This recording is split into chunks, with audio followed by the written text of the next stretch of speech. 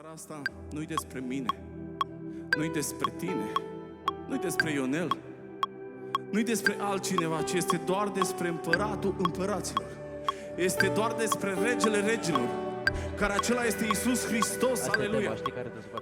Doamne, nu vreau să plec de aici fără să fiu atins de prezența Duhului Tău Sfânt.